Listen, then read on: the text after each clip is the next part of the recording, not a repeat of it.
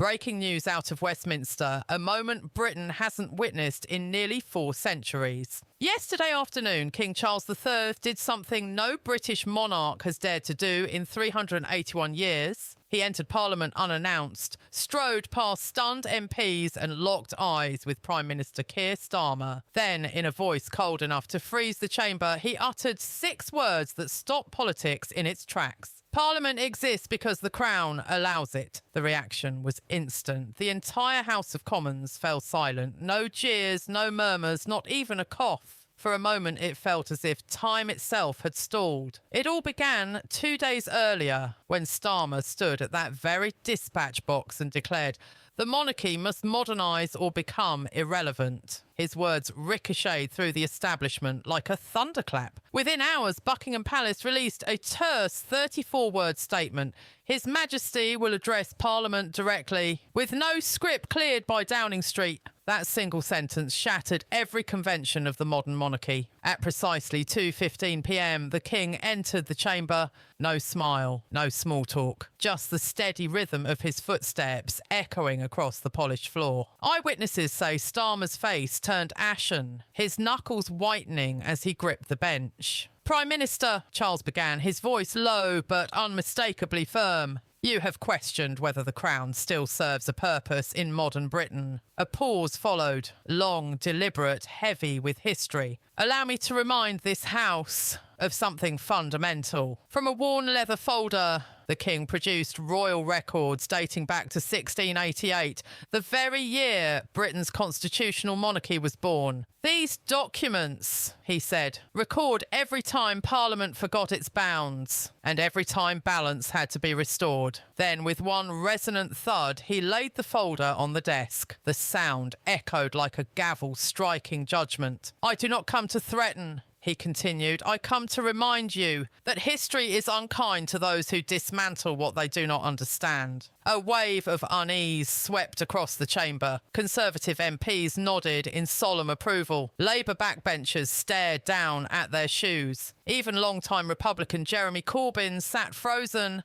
arms folded tight, eyes locked on the floor. Speaker Lindsay Hoy later called it the most extraordinary moment I have witnessed in 5 years presiding over Parliament. But this was only the beginning. Behind the royal composure, a storm was brewing, one that would soon shake Britain's political order to its core. What came next stunned even the most seasoned political observers. For the first time in 7 decades of royal precedent, King Charles refused to leave after his address. At 2:34 p.m, instead of exiting through the sovereign's door as tradition dictates, the King calmly walked up the steps to the public gallery, the very seats reserved for visiting dignitaries. There he sat down, back straight, face expressionless. Every MP realised what that meant. The monarch wasn't leaving the building, he was staying to watch the government debate his words. Panic rippled through Downing Street. Senior palace officials, sources say, had begged the King not to do this. "Your Majesty," one courtier reportedly pleaded, "this breaks every rule of constitutional monarchy. You'll be accused of political interference." Charles's reply? Quiet, unflinching. Perhaps some rules need to be broken when the nation's future is at stake. Inside Parliament, the air turned electric. Starmer, visibly rattled, scrapped his planned defence of modernisation. Instead, he stumbled through improvised lines about partnership between Crown and Parliament.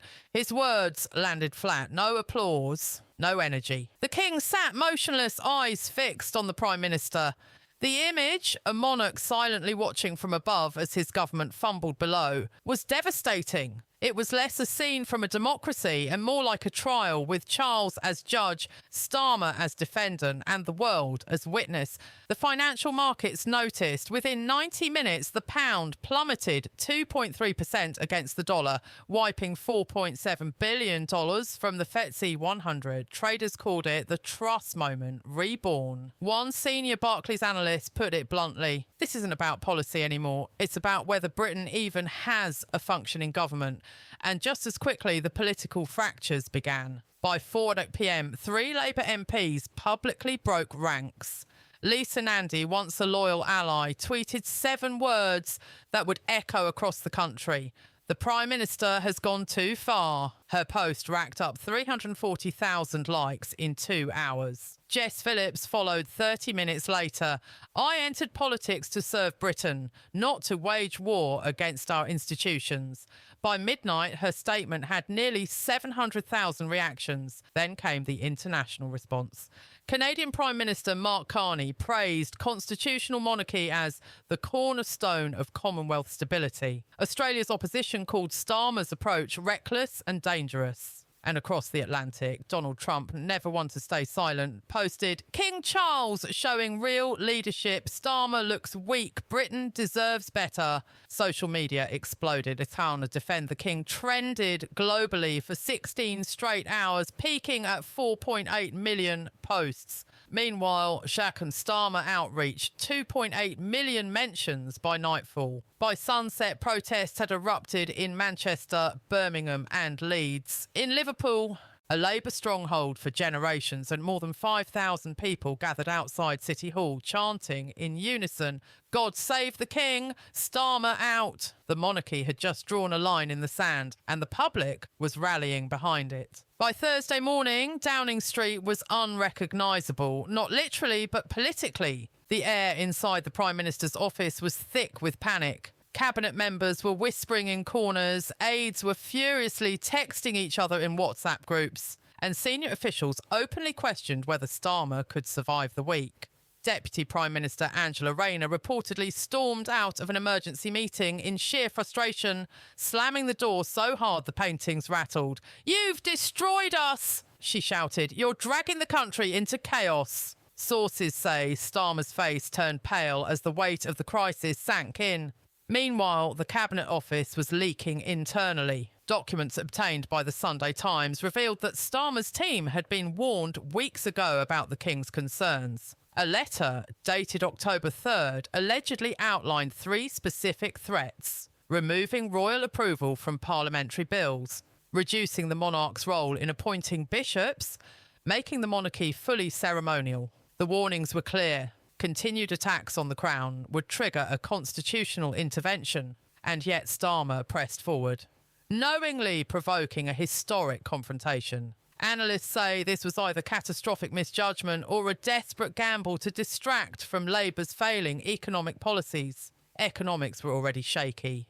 Inflation remained at 4.1%, NHS waiting lists hit 7.8 million, and small businesses were closing at rates not seen since 2009. Yet Starmer chose to gamble the nation's constitutional stability on a political feud. Meanwhile, Nigel Farage and Reform UK seized the moment. On Thursday at 6:15 p.m, he delivered a rousing speech outside Parliament that immediately went viral. Some politicians think Britain's traditions are outdated relics. We believe they are the very foundation of who we are as a nation. The crowd erupted, applauding for 47 seconds straight.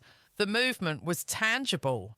Reform UK membership applications crashed their website 3 times in 12 hours, with 47,000 new members signing up. Donations flooded in, averaging $23 per contributor, showing grassroots support surging at record speed. Former Labour voters, disillusioned and angered, began switching allegiances in droves.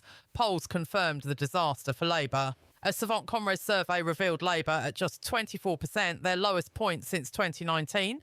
Conservatives sat at 31%, but Reform UK surged to 27%, up from 18% only 2 weeks ago. In key constituencies across the Midlands and North, Reform is now polling ahead. Hartley 34%, Stoke-on-Trent 31%, Rotherham 30%. Labour strongholds for nearly a century. Inside Parliament, Labour MPs began plotting a no-confidence vote. WhatsApp messages from senior ministers read, Tuesday, 3 p.m, we move, then are you in? 23 MPs responded with thumbs-up emojis. The machinery that once protected Starmer had completely ground to a halt. Even his closest advisor, Sue Gray, reportedly looked checked out, already planning exit strategies. Meanwhile, King Charles remained silent. No statements, no interviews, no public appearances. Yet his quietude became a weapon. Photos of him calmly attending charity events in Scotland circulated globally, contrasting sharply with Starmer's frenzied attempts to justify his position. Britain had reached a tipping point. The monarchy had proven it could silently assert authority, while the government crumbled from within.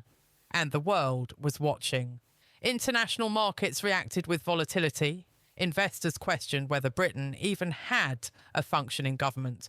The question now loomed: could Labour survive Starmer's decisions, or would the party implode under the weight of its own crisis? By Friday morning, London had become a city divided. Protesters flooded the streets, waving Union Jacks and signs reading "Defend the Crown" and "Starmer out." From Trafalgar Square to Tower Bridge, crowds grew larger by the hour. Counter-protests appeared too, with small progressive groups chanting in support of Starmer, but their numbers paled against the royalist surge. By midday, over 100,000 people were estimated on the streets, making it the largest demonstration the capital had seen in decades.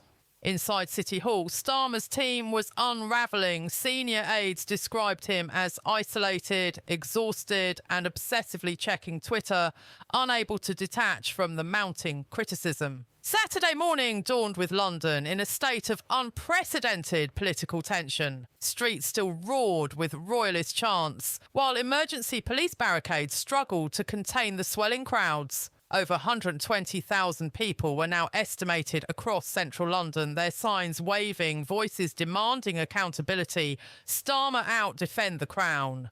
Counter-protests persisted, but their presence was overwhelmed by sheer numbers. The city felt like a pressure cooker about to explode. Inside Parliament, whispers of rebellion had become deafening. Multiple Labour MPs were preparing resignation speeches, drafts already circulated in private WhatsApp groups. Senior ministers were divided, some pleading for Starmer to apologise, others ready to publicly call for his removal. One aide described the scene: "It's not politics anymore, it's survival. Starmer has become the enemy of his own party, and no one knows how far he'll fall before he stops." Meanwhile, Buckingham Palace remained silent, strategic and commanding. King Charles made no public statement, but every movement and gesture was under scrutiny. Palace insiders revealed he had reviewed contingency plans in case Starmer refused to step down, including a rare constitutional measure, the potential appointment of a caretaker government to maintain order and safeguard national stability. Analysts describe this as the monarch quietly preparing to exercise reserve powers that are rarely, if ever, used, but whose authority remains absolute when invoked. The media was ablaze. Clips of Charles entering Parliament earlier in the week, calm and measured, went viral again, contrasted with footage of Starmer stumbling through press conferences. Polls showed public sentiment was sharply in favour of the Crown. 82% agreed the King acted appropriately, while trust in Labour had sunk to historic lows. The collapse was fast, brutal and unmistakable. Reform UK and Conservatives were gaining unprecedented momentum, with membership applications and donations spiking overnight. Analysts warned this could redefine British political landscapes for a generation. Economic instability mirrored the political chaos. The pound dropped again, London markets reacted violently, and international investors openly questioned Britain's governance. Moody's placed the country on negative watch, citing political uncertainty and fractured authority. Experts warned if the crisis continued, London's status as a global financial hub could be seriously jeopardised. In the corridors of power, Starmer appeared increasingly isolated and desperate. Key allies avoided him. Aides muttered about exit strategies, and cabinet meetings resembled scenes of a collapsing ship. Leaked documents revealed that Starmer knew royal disapproval was coming weeks ago. Yet, whether out of hubris, miscalculation or political strategy, he provoked the Crown anyway, misjudging public sentiment and underestimating the monarchy's influence. By Saturday afternoon, the nation faced a historic question. Would Starmer resign before being forced out, or would Labour drag the party into weeks of brutal internal conflict? Could King Charles, in his silent but decisive way, reshape the future of governance by reminding the country that some powers, while rarely used, are non-negotiable? And most importantly, could Britain maintain its democratic stability while witnessing one of its elected leaders collapse under constitutional scrutiny? The scene was set for a dramatic showdown. London, a city divided, watched, debated and protested in real time. The monarchy, silent yet omnipresent, waited. Desperate and beleaguered, had few options left. The next 48 hours would decide not just a political career, but potentially the balance of power in Britain itself. The question for every citizen and viewer: who will emerge victorious? The elected Prime Minister challenging the Crown, or the enduring institution of monarchy defending centuries of constitutional authority? Comment below with your prediction. And for full coverage as this historic crisis unfolds, subscribe and turn on notifications. This is history in the making, and the next chapter could reshape Britain forever.